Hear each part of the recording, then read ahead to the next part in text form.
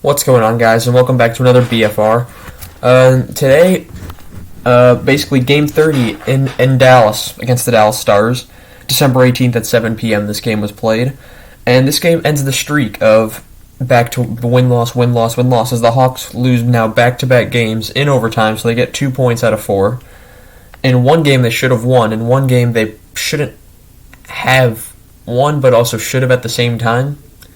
Video coming about this later tonight. Hawks lose 4-3 in overtime. One reason they lose this game is penalties. In fact, that's the only reason. Lincoln was incredible.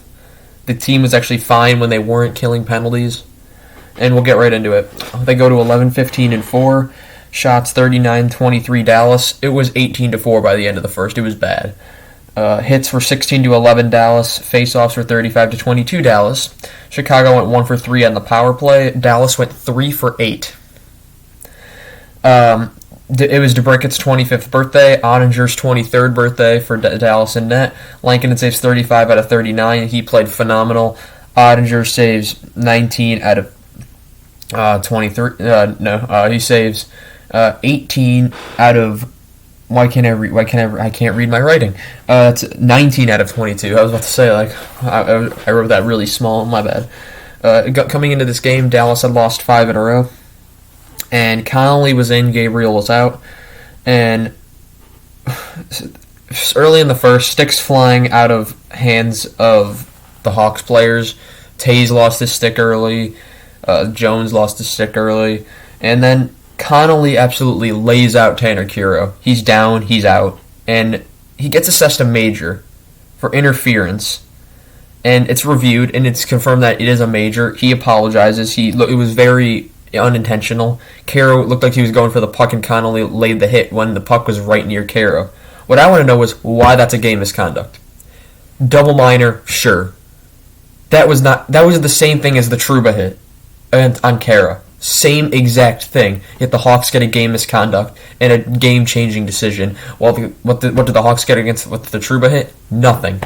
Anyone who says the refs are Chicago biased, congratulations, you are a professional idiot. That's all I need to say there. And Kara was responsive, and on the way to the hospital, he was responsive, he was alert, he knew what was going on, so that was good for him. And then at 16:58, Chicago, that was the Chicago penalty to Connolly. It was served by Kubalik it was a 5-minute major and a game misconduct.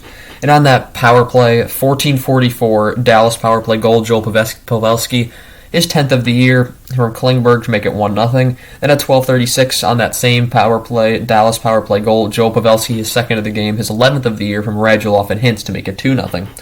Kurashev chance just missed the net. Pavelski just missed his 3rd. As at 9:37 is Chicago penalty to Kubalik for hooking, which would be killed, but not before at 9 seconds later another Chicago penalty to McCabe for delay of game, which would be killed. They killed off the 5-on-3, and then Lincoln made a great save on Robertson. There were so many wide chances on that 5-on-3 for Dallas.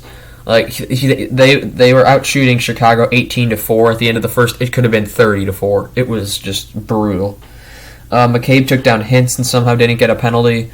And then with 7 minutes left, the shots were 14-1, and it could have been 25-1 at that point. Ottinger, incredible save on a Taze and Doc 201. After the 5-on-3, the Hawks dominated possession for pretty much the rest of the game. And then there's a 3-on-2 for Dallas that was saved, and shots 18-4 Dallas end of the first. It was lucky for it to only be 2-0. Lincoln was incredible. We go to the second. The Hawks were still dominating pressure early in the second. 16:07, it's a Dallas penalty to Harley for delay of game. And great passing on the power play. Hagel to Gustafson to Kane to DeBrincat. It's a goal on his birthday. And at 14:56, it's a power play goal from Alex DeBrincat, his 17th of the year from Gustafson and Kane to make it 2-1. Incredible passing. And 14 seconds later, it's the Dallas response. It's a Dallas goal from Jason Robertson, his 10th of the year, which was unassisted to make it 3-1. And it was a great backhand. Lincoln didn't really have a chance on it. Kind of just stole the puck from McCabe and backhanded it perfectly over Lincoln. And it was a really good shot by Robertson. Strome chance is then denied. Hakanpää stick shattered, which left the Hawks on a 2-on-1, and then they would score as at 13:06. At 13:13. It's a Chicago goal to Dylan Strome, his third of the year from Caleb Jones and Hagel to make it 3-2. And then Pavelski chance saved, and at 13:06, it's Chicago penalty to Gustafsson for interference, which would be killed. Gurianov just missed. Tays then just missed. Kane missed a breakaway, and then at 3:08, Suter hits the post, and then he gets the rebound, and then they review it. It turns out he kind of threw the puck into the net on the way back, so that was kind of funny. And Slavin nearly made an incredible save. So even if he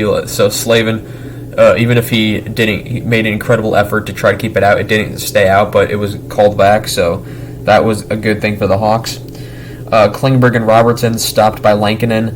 Lankinen huge save on Sagan on a turnover. The game was speeding up at this point, going back and forth. Slavin blocked by Pavelski. Then at 1:59, it's a Dallas penalty to Heiskanen for hooking, which would be killed, as it was a long shift for the Hawks to start the third. And 11:01, there was a Dallas penalty to Hakanpää for interference. Doc was slow to get up after it. Two non-offside calls then against Dallas. And at 10:47, it's a Chicago penalty to Seth Jones for interference, made it 4-on-4, which would be killed. Dallas had all the momentum on the 4-on-4. Lankinen was standing on his head. Then there was a good save on Strome by Ottinger. Lankinen made two great saves. Kubalik, good hit on Klingberg. Then at 8:05, it's a Chicago deflected goal by Dominic Kubalik, his sixth of the year from Hagel, which ties the game at 3-3. So that was a very big piece to why the Hawks were able to come back and win this game. Not win the game, but get a point in a game that they were down 2-0 early. So credit them with the comeback. But this is a Dallas team that just can't seem to score on 5-on-5. That's the whole thing. As we go to overtime, we'll see. Ben had a big hit on Murphy. There were a lot of Hawks chanting "Let's go Hawks." So a lot of Hawks fans in Dallas made the trip down. Lankinen, good save on Robertson. The Hawks were pressuring, and we go to overtime. A Kane to break a 2-on-0 turned into a Kane breakaway, which would be saved. And then there was a 2-on-1 from Dallas that'd be missed. Hintz couldn't hit an open net, and then at 3:27, Patrick Kane takes a penalty for hooking. Dallas calls a timeout, makes it 4-on-3, and at 2:47, it's a Dallas power play goal from John Klingberg, who ties Sergei Zubov in game winners for Dallas defenseman, and it's his first of the year from Hintz and Pavelski to make it 4-3. And yeah, that was the game, in a game that they probably should have came back and won. They were dominating ever since the 5-on-3. When they killed it, and there's really not much else to say about it. Not much changing on the board. You have Carolina, Washington, and the Rangers so close to each other that they just keep changing spots, and nothing much else happened. Arizona still at the bottom. Montreal going to stay at the bottom. Islanders, Seattle, all just staying at the bottom of their respective divisions. Vegas creeping slowly back up. These teams just keep interchanging. Florida, Toronto, and Tampa battling for first in that division. And yeah, that's really all I have for this video. I'm just making sure of something. Yep, that's his first of the year. Okay, that's all I have for you guys today. I got 2 more videos planned coming to you later, so I'll see you guys next time. Goodbye.